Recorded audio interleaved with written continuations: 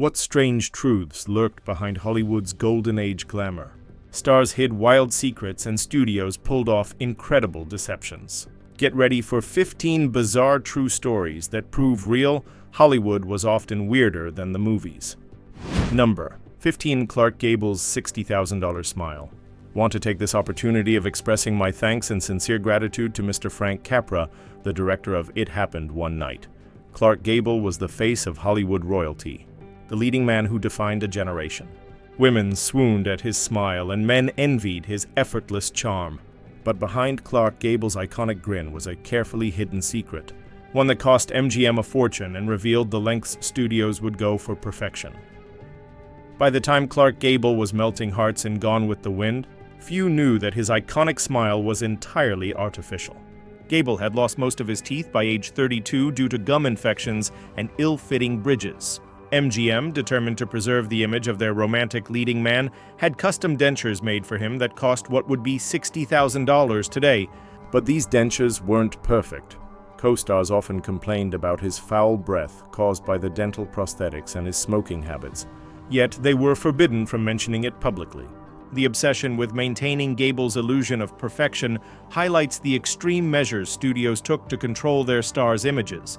Publicity departments, fixers, and even dentists were part of a larger system designed to protect the mystique of Hollywood's elite. In Gable's case, even his bodily imperfections were not allowed to mar his status as the king of Hollywood. Though his acting talent and charisma were undeniable, it's striking to realize how much of his on-screen persona was carefully curated. The man who could steal a scene with a grin was in truth masking a painful, uncomfortable reality with every smile. His dentures became a symbol of Hollywood's broader illusion, one where perfection was manufactured at any cost. Number 14. Judy Garland's diet of coffee, cigarettes, and pills. And they've been engaged for over 2 years, and I'm just terribly happy, terribly proud. Judy Garland was just 16 years old when she starred in The Wizard of Oz. But she was already under immense pressure from MGM to maintain a specific image. Studio executives deemed her too chubby to be a leading lady and enforced a brutal diet. She was fed little more than chicken broth, pills, and black coffee to suppress her appetite. Amphetamines were also administered to keep her energy up while filming, starting a lifelong struggle with addiction. If she gained weight, she faced financial penalties. She was monitored around the clock by studio employees. The cruelty didn't stop there. During filming, she was forced to wear a tight corset to slim her already thin frame. This relentless control didn't just affect her body. It tormented her psyche. The emotional toll of being told she was never good enough in her natural form haunted her for life. Her dependency on diet pills and sleeping aids became a vicious cycle, exacerbated by her fear of losing roles or falling out of favor. Garland's substance abuse spiraled into a serious issue. And despite several attempts at rehabilitation, the trauma of her early experiences proved difficult to undo. Despite the radiant image she projected on screen, behind the scenes, Garland was breaking down. Her brilliant performances masked a deeply troubled young woman who was overworked, overmedicated, and under constant scrutiny. The cruelty of her diet regimen serves as one of the most disturbing examples of how Hollywood exploited its stars under the guise of glamour. Today, Judy Garland is remembered as a phenomenal talent, but her life story is also a cautionary tale. Her tragic decline began not with personal flaws, but with a studio system that saw her not as a human being, but as a product to be shaped, sold, and silenced. Number 13. John Barrymore's post-mortem prank, taken you in his arms. He'd have been tender. Instead of that, he stalked out of the room. John Barrymore, the patriarch of one of America's most illustrious acting dynasties, was known as much for his theatrical flair offstage as for his brilliance on it. But no one could have predicted that his most legendary act would occur after his death. When Barrymore passed away in 1942, his friends decided to honor him in a way only a group of eccentric Hollywood pranksters could, by borrowing his corpse. The story goes that director Raoul Walsh, a close friend, allegedly removed Barrymore's body from the funeral home and placed it in a chair in his home.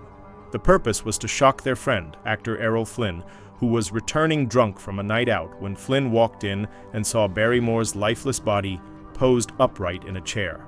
He reportedly screamed and fled in terror, believing the dead had risen, though the details have been disputed over the years. Multiple sources close to Barrymore, including Flynn himself, confirmed versions of the story in memoirs and interviews. It was such a bizarre and unforgettable tale that it later inspired scenes in the 1981 film and became part of Hollywood's strange folklore. This wasn't just a juvenile prank. It was a twisted but oddly affectionate send-off for a man whose life was one grand performance. Barrymore had long been celebrated and ridiculed for his excessive drinking, wild parties, and irreverent sense of humor. In death, his friends believed he would have appreciated the audacity of the act. It also revealed a deeper truth about old Hollywood, that the line between myth and reality was often blurred, even when dealing with something as serious as death.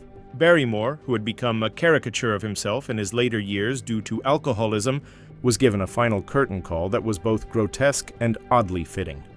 This posthumous prank speaks volumes about the strange camaraderie among Hollywood's elite, a world where egos, eccentricities, and fame collided in the most surreal ways.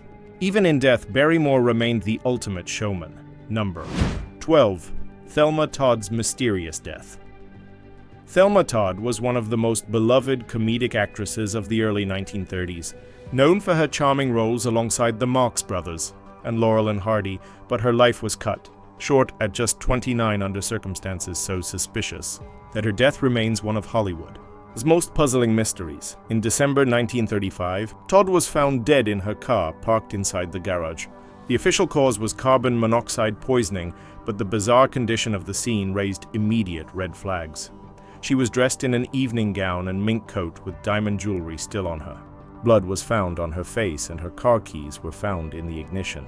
Even stranger, the garage was locked from the inside. Todd had attended a party the night before and was reportedly in good spirits, but she was also entangled in several dangerous relationships. Her ex-husband, Pat DeCicco, had a history of violence and retained part ownership of her restaurant.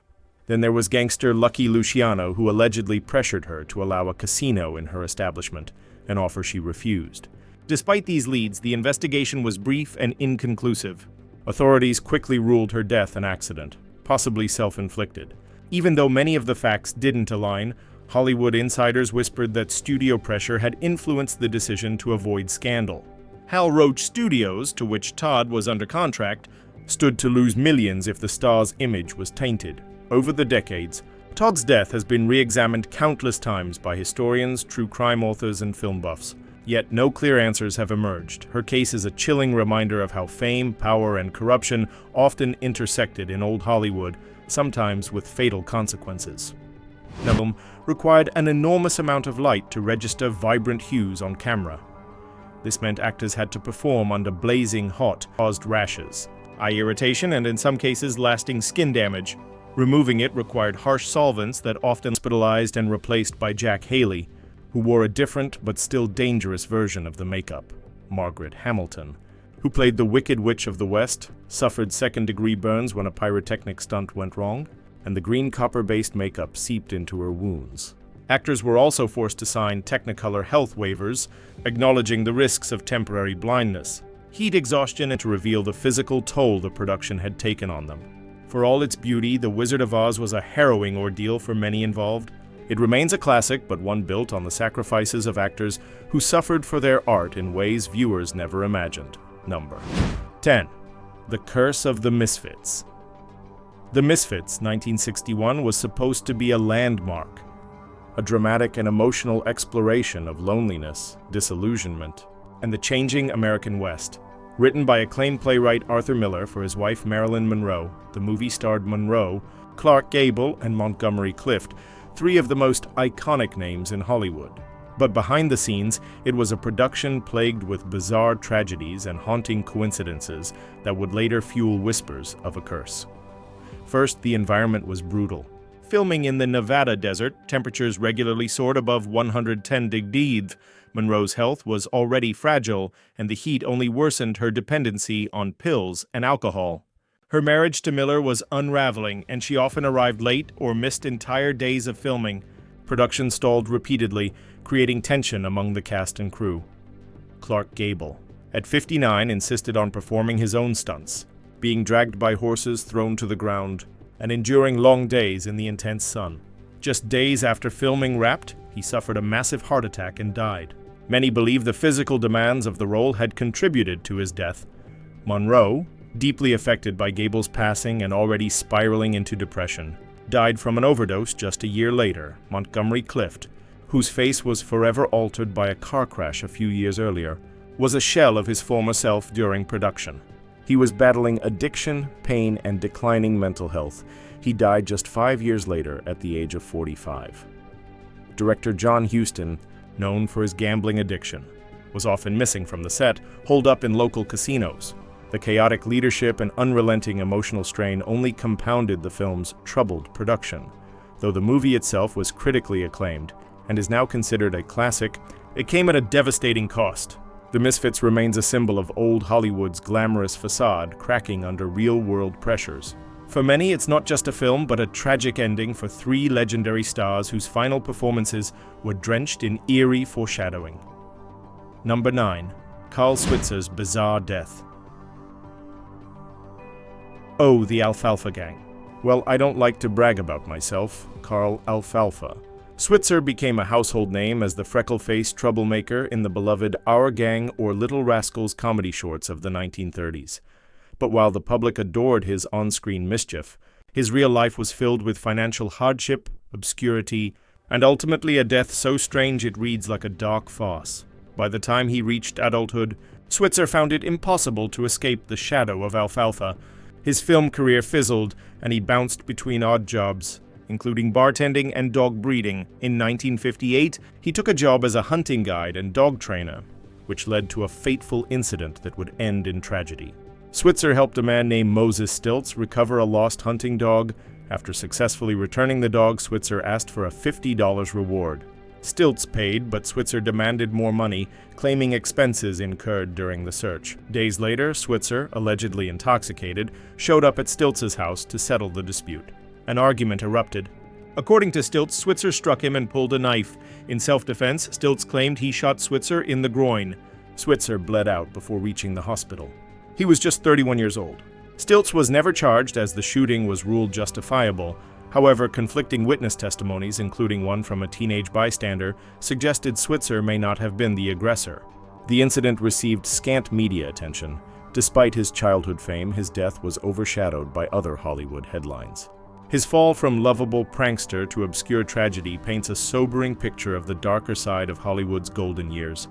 Number 8. Howard. Hughes and the Bra built by an aviator. During my last trip to Washington and while we were having lunch in your suite at the Mayflower Hotel, Howard Hughes is often remembered for his genius as an aviation tycoon and filmmaker.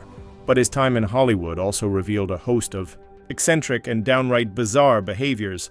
One of the strangest episodes involved his obsession with actress Jane Russell's cleavage and the revolutionary and ridiculous undergarment he designed just to emphasize it. In the 1940s, Hughes was producing The Outlaw, a Western meant to showcase Russell's talents and her figure. Dissatisfied with how she looked on camera, Hughes put his engineering skills to work. Using principles borrowed from aircraft design, he created a special cantilevered bra intended to lift and enhance Russell's bust without straps. It was built with structural wiring and padding in such a way that Hughes believed it would defy gravity. Russell reportedly found the bra so uncomfortable and absurd that she refused to wear it. Instead, she discreetly substituted her own undergarments and adjusted them to give the appearance Hughes wanted. Remarkably, Hughes never noticed. The final product delivered the results he was after, even though his contraption never made it on set. But Hughes's fixation with female anatomy didn't stop there. As the owner of RKO Pictures, he reportedly kept detailed records of every female contract player's body measurements cataloged in his personal files. Women were sometimes cast or dropped based solely on changes to their figures, which he monitored obsessively. His behavior became more erratic over time. Hughes avoided human contact, communicated through notes, and wore tissue boxes on his feet to avoid germs. Yet he maintained strict control over his studio, issuing directives through intermediaries and refusing to speak to executives face-to-face. His reclusiveness grew, but his influence over Hollywood remained, often exercised in the most peculiar ways. Hughes's story is a mix of brilliance and madness. His engineering genius brought innovations to aviation and film. But his personal obsessions, particularly with female stars, painted a disturbing picture of power unchecked. Number 7. George Reeves and the strange case of Superman's death. George Reeves was a household name in the 1950s thanks to his iconic role as Superman in the television series Adventures of Superman. But in June 1959, Reeves was found dead in his home from a gunshot wound to the head. While the official ruling was self-inflicted, the circumstances of his death were so strange and contradictory that they've fueled conspiracy theories ever since. Reeves was discovered in his upstairs bedroom by his fiancée, Leonore Lemon, and a group of guests who had been partying downstairs. According to Lemon, Reeves had gone to bed while the others stayed up drinking. Moments later, they heard a gunshot, but their reactions were odd. They waited over 45 minutes to call the police. Some reports suggest that the crime scene may have been tampered with in the meantime. Adding to the mystery were physical clues that didn't fit the narrative. Reeves's body showed unexplained bruising. The gun had no fingerprints, and the bullet casing was found under his body, an unusual position for a self-inflicted shot. He also had plans for his upcoming wedding and a renewed interest in his career, suggesting he wasn't thinking of taking his own life. Then there were the people in his life. Reeves had been in a long-term relationship with Toni Manx, the wife of MGM executive Eddie Mannix. Eddie Mannix was rumored to have mafia ties, and some speculated that Reeves's death was orchestrated as retaliation for ending the relationship with Toni. Others believed Lemon herself may have played a role, though no charges were ever filed. Despite public interest in multiple books, the case was never reopened. The LAPD stood by its original conclusion. Still, many believe the truth about what happened that night was buried to protect powerful figures in the entertainment industry. The only certainty is that the man who played Superman died in a way that raised far more questions than answers. Number 6. Joan Crawford vs. Bette Davis, Hollywood's pettiest feud. Few rivalries in Hollywood history match the intensity and sheer weirdness of the feud between Bette Davis and Joan Crawford. These two legendary actresses clashed for decades, their competition spanning film roles, romances, and award shows. What began as professional jealousy quickly spiraled into one of the most theatrical, petty, and downright bizarre rivalries the industry has ever seen. It all started in the 1930s when Davis was smitten with actor Franchot Tone, her co-star in Dangerous. Crawford, already a rising star, swooped in and married Tone, reportedly after seducing him out of spite. Davis never forgave her, and their disdain only grew as their careers progressed. By the early 1960s, both women were considered past their prime. But they teamed up for Whatever Happened to Baby Jane, at a film that reignited their careers and their hatred. On set, Crawford allegedly filled her costume with weights during a scene where Davis had to drag her across the floor, causing Davis to strain her back. In retaliation, Davis installed a Coca-Cola vending machine on set. Knowing Crawford was a shareholder in Pepsi, the feud hit its peak at the 1963 Academy Awards. Davis was nominated for her role in Baby Jane, while Crawford was not. Crawford took revenge in spectacular fashion. She contacted other Best Actress nominees who couldn't attend and offered to accept on their behalf. When Anne Bancroft won, Crawford swept past Davis to accept the Oscar on live television, beaming as she held the trophy meant for someone else. The pettiness didn't stop there. In interviews, both women hurled insults for years. After Crawford's death in 1977, Davis famously quipped, "You should never say bad things about the dead, only good." Joan Crawford is dead, good. Their feud became the stuff of legend, inspiring books, documentaries, and even a miniseries. But beneath the outrageous behavior was a tale of two. Powerful women navigating an industry that often turned them against each other. Their story was as much about survival as it was about spite, own life on set, and that the event was captured on film. According to this myth, during the scene where Dorothy the Scarecrow and the Tin Man skip off into the forest singing "We're Off to See the Wizard," a figure can be seen in the background swinging from a tree. For decades, conspiracy theories abounded. Grainy VHS copies of the film fueled speculation, with viewers pausing and rewinding the moment repeatedly. Rumors spread that the actor was despondent over poor treatment on set, that he had done the deed during a take, and that no one noticed until after the film was released. However, the truth is far less sinister and far more bizarre in its own right. What was actually captured on camera was a large bird, likely a crane or emu, flapping its wings in the background. MGM had released exotic birds into the indoor forest set to make it appear more lifelike. Despite official statements from MGM, cast members and multiple film historians debunking the story. The myth refused to die. In fact, the false tale became more well-known than many of the real behind-the-scenes dangers. For example, Buddy Ebsen, the original Tin Man, was hospitalized when his aluminum-based makeup caused a severe allergic reaction. Margaret Hamilton suffered severe burns when her fiery exit stunt went wrong. And yes, the snow used in the poppy field scene was made from industrial-grade asbestos. So why did the Munchkin myth stick? Perhaps because it tapped into something darker. Our fascination with Hollywood's hidden truths and our suspicion that beneath the gloss, something terrible might be lurking. In a strange twist, a completely fabricated tragedy overshadowed the real dangers and abuses faced by the cast. The hanging Munchkin never existed, but the fact that millions believed it did reveals something uncanny about how myths endure and how in Hollywood illusion often becomes more powerful than truth. Number 4. Marlene Dietrich's contract clause for lighting control. Marlene Dietrich, one of the most iconic faces of Hollywood's golden age, was more than just a glamorous screen actress. She was a master of image control. Perhaps no story illustrates this better than her unique contract clause that gave her control over her own on-set lighting. Not only did she demand to approve the cinematographer, she insisted on supervising the actual lighting setup for her close-ups.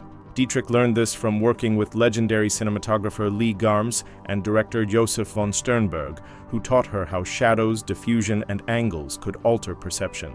From that point on, Dietrich ensured every wrinkle was hidden and every cheekbone enhanced through the manipulation of light.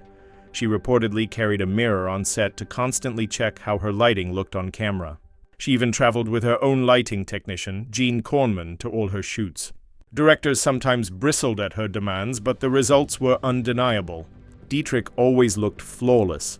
Her insistence on having a key light placed just above and to the side of her face created an ethereal glow that became her signature look. When working on Destry Rides Again, she clashed with studio technicians over lighting so often that she effectively took over part of the cinematography process. In today's industry, where actors might request final cut or script approval, Dietrich's control over something as technical as lighting may seem minor, but in the 1930s and 40s, it was almost unheard of for an actress to wield that kind of behind-the-camera influence. And she didn't do it for vanity. She did it to maintain a carefully curated public image that was central to her star persona. Dietrich's lighting clause wasn't a diva demand. It was a deliberate strategic move by a woman who understood Hollywood's visual machinery better than many of her male counterparts. Her story stands out not just for its strangeness, but for how it reveals the deep personal agency she exercised in a male-dominated studio system. Number 3D, Tallulah Bankhead's on-set antics and studio defiance. Tallulah Bankhead was one of Hollywood's most unconventional stars. A woman whose fiery personality, sharp wit, and fearless disregard for studio expectations made her both infamous and unforgettable.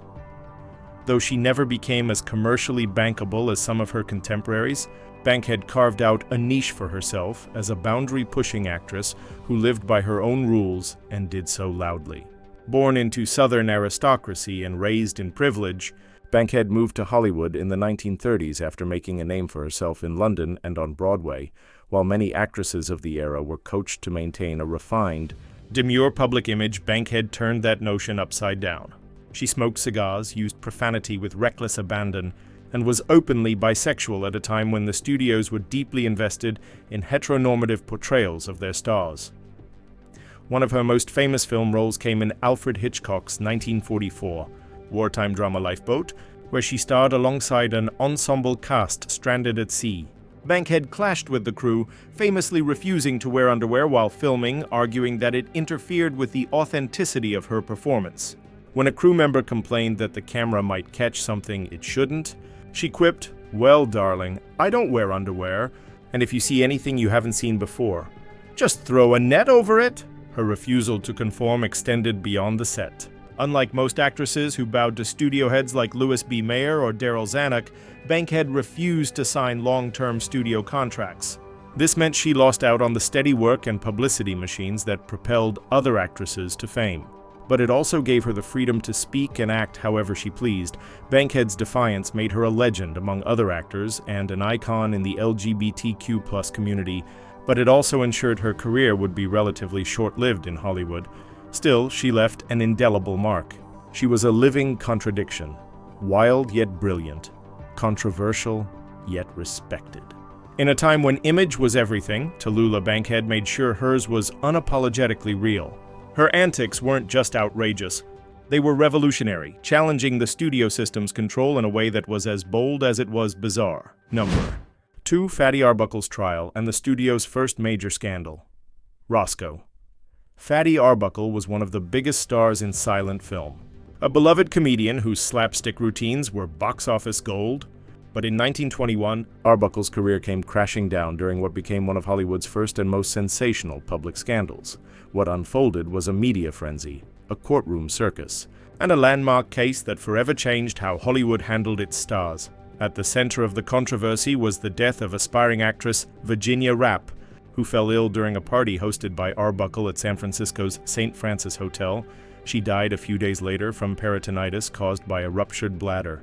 Soon after, Arbuckle was arrested and charged with manslaughter, accused of causing her death through sexual assault, a charge that ignited tabloid speculation and moral outrage across the country.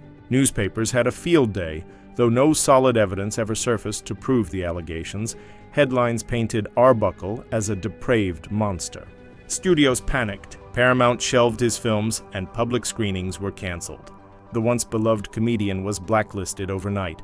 The trial dragged through 3 separate court cases. The first 2 ended in hung juries.